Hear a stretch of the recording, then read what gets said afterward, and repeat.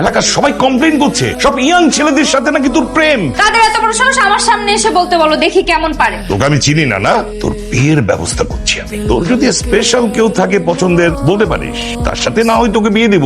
আমাকে একটু সময় দিতে হবে, ভেবে তারপর উত্তর দিব। হ্যাঁ আচ্ছা ঠিক আছে, তুই ভেবে চিনতে আমাকে বল। আচ্ছা, আপনাকে একটা কথা জিজ্ঞাসা করি। কি কথা বলো? আপনি তো আমাকে বিয়ে করবেন তাই না? বিয়ের পর যদি কোনো ছেলে আমার দিকে একটু তাকায়, আপনি কি কষ্ট পাবেন?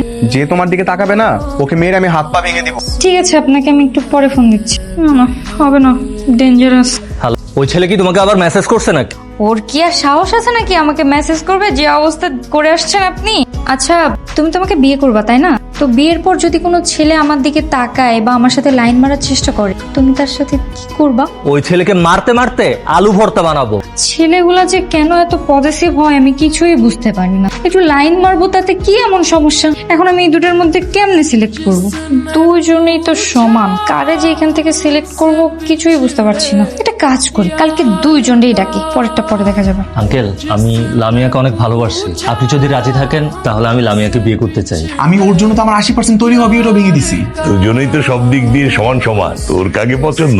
আমার তো দুজনকেই ভালো লাগে বাবা, দুজনকেই বিয়ে করে ফেলি। 15 দিন ওর সাথে সংসার করবো, 15 দিন ওর সাথে সংসার করবো। তুমি এসব কি বলতেছো? হ্যাঁ, আমার তো নিজের উপরে এখন রাগ লাগতেছে। আমি তোমার মতো একটা মেয়েকে বিয়ে করতে চাইছি। আপনার মেয়েকে যেখানে মন চায় সেখানে বিয়ে দেন, এই মেয়েকে আমি বিয়ে করবো না। আমি গেলাম।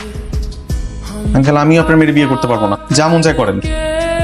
দুইজনই চলে গেল, এত কষ্টে দুইজনকে বাঁচলাম, এখন দুইজনকে হারালাম। দেখ হ্যালো দোস্ত, আমি তো ধোকা খেয়ে গেছি, আমাকে দুইজনই সেকা দিয়ে দিছে। খুব ভালো হয়েছে। কিন্তু দোস্ত, আমার তো ওদের দুইজনের জন্যই কষ্ট হচ্ছে, এখন আমি কি করব?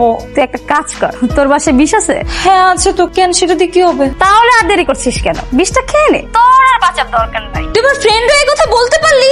যখন বান্ধবীর সাথে বেইমানি করেছিস তখন বান্ধবী কই ছিল? হ্যাঁ, তোকে না আমি কোনোদিনও ক্ষমা করবো না। ফোন রাখ। এই হিরোটা আবার কে? আমি তামিম খন্দকার, আপনার কথা শুনেছি। আঙ্কেল, আজকে তাহলে আমি উঠি। বাবা, তুমি তো কয়দিন ধরে বিয়ে বিয়ে করছো, এই ছেলেটাকে আমার পছন্দ হচ্ছে। আরে ওর বাবা তো তোর সঙ্গে বিয়ের প্রস্তাব দিয়েছে আমায়। রাজি হয়েছো বাবা, রাজি হয়েছো? আমি রাজি রাজি রাজি। কিন্তু ছেলেটা কি করে না করে কিছুই শুনবি না। না, কিছু জানতে হবে না, তুমি শুধু বিয়ের ব্যবস্থাটুকু করে দাও। আচ্ছা ঠিক আছে ঠিক আছে, আমি ব্যবস্থা করছি। মনে হইতেছে তুমি তোমার নিজের বিয়ে দিয়ে অনেক বেশি এক্সাইটেড। তো এক্সাইটেড হব না, এত সুন্দর ছেলেকে জামা হিসাবে পাইছি। আপনাকে একটা কথা বলি, হ্যাঁ অবশ্যই। কোনো ছেলে যদি আমার সাথে লাইন মারে আর আমি যদি তার দিকে একটু আর চোখে তাকাই, আপনি তখন কি করবেন? একদম গুলি করে মাথা উড়া দিই, কোনো সেকেন্ড চান্স হবে না। বাবা কি শেষ পর্যন্ত আমাকে একটা সন্ত্রাসের কাছে বিয়ে দিল নাকি?